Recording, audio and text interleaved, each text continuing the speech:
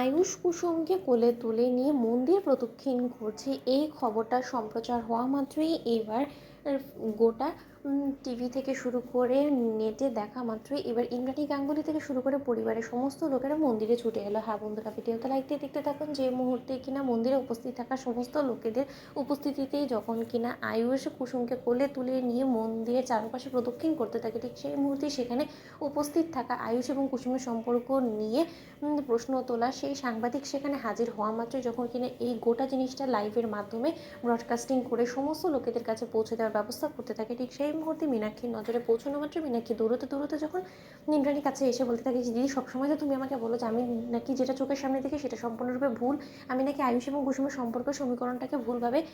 নেই, তাহলে তুমি এটা দেখো তো যে আয়ুষ এই মুহূর্তে কুসুমকে কোলে তুলে নিয়ে মন্দির প্রদক্ষিণ কেন করছে, মন্দিরের চারপাশে ও কী সমস্ত করছে বলো। এবং এটা একজন সাংবাদিক যে কিনা সেদিন অফিসে তোমাদেরকে হেনস্থা করেছিল, সেই সাংবাদিকই রীতিমতো এখানে লাইভে চলে গিয়েছে। এবার নিশ্চয়ই তুমি বুঝতে পারছো যে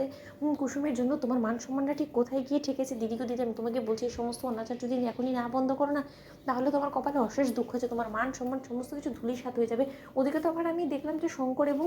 ঈশানও সেখানে উপস্থিত আছে, শঙ্করের উপস্থিতিতে ওর মেয়ে এরকম বেলেল্লাপানা করছে, অথচ শঙ্কর কিচ্ছু বলছে না। তুমি নিশ্চয়ই বুঝতে পারছো যে চাকর বাকরকে তুমি দুধ কলা দিয়ে রীতিমতো একটা কালসাপ পুষেছো। ঠিক সেই মুহূর্তে কথা বললাম মাত্র ইন্দ্রাণী গাঙ্গুলি যখন এক মুহূর্ত অপেক্ষা না করে মন্দিরে ছুটে যায় এবং সেখানে যখন কিনা আয়ুষ অশ্রু চোখে কুসুমকে নিয়ে মন্দিরের চারপাশে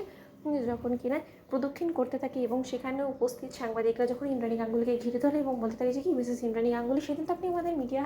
হাউসের অফিসে এসে আপনি যা না তাই আপনি বলে গেলেন, আপনার ছেলের যে ক্যারেক্টারটা কতটা ক্লিয়ার সেটা আপনি প্রমাণ দিয়ে গেলেন, আপনি বারবার করে আমাদেরকে ছোটো করার চেষ্টা করেন, আমরা নাকি ভুল খবর ছাপাই সেই সমস্ত কিছু বলে গেলেন। তাহলে আজকে আপনার ছেলেটা কী করছে, কেন এবার মন্দিরের চারপাশে প্রদক্ষিণ করছে কুসুম সরকারকে কোলে তুলে নিয়ে, বলুন। ঠিক সেই মুহূর্তেই ইন্দ্রাণী গাঙ্গুলি যখন বলতে থাকে যে আয়ুষ, আমি তোমাকে থামতে বলছি, তুমি শুনতে পাচ্ছ না। ঠিক সেই মুহূর্তে যতক্ষণ পর্যন্ত না গুরুজি বারণ না করছে ততক্ষণ পর্যন্ত আয়ুষ কোনো মতেই না থেমে যখন কুসুমকে নিয়ে সেই প্রদক্ষিণ করতেই থাকে, ঠিক সেই সময় এক পর্যায়ে গুরুজি যখন মূর্তি দর্শন করার সেই সুযোগ চলে আসা মাত্রই যখন আয়ুষকে আদেশ করে কুসুমকে নামিয়ে দেওয়ার জন্য, ঠিক সেই মুহূর্তেই আয়ুষ যখন কুসুমকে কোল থেকে নামিয়ে দেয়, ঠিক সেই মুহূর্তে ইন্দ্রাণী গাঙ্গুলি বলতে থাকে যে এই ভরা মন্দিরে এতগুলো মানুষের মেলে কী হচ্ছে এই সমস্ত কিছু, আয়ুষ বলো তো, আমি তো কোনোদিনও তোমার কাছ থেকে এই জিনিসটা এক্সপেক্ট করিনি। ঠিক সেই মুহূর্তে আয়ুষ বলতে থাকে যে মা, সমস্ত কিছু আজকে খোলাসা হবে, আমি সমস্ত কিছু তোমাকে বলবো, কিন্তু তার আগে এই পুজোটা সম্পূর্ণ হতে দাও। ঠিক সেই মুহূর্তে শঙ্কর যখন বলতে থাকে যে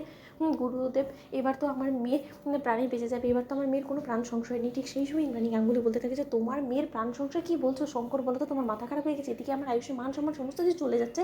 ঠিক সেই মুহূর্তে এই কথা বলা মাত্র শঙ্কর বলতে থাকে যে আর আমার মেয়ের বেলা কী বলুন তো করতাম না। তো বন্ধুরা, লাইক এবং শেয়ার করে সাবস্ক্রাইব করতে ভুলো না।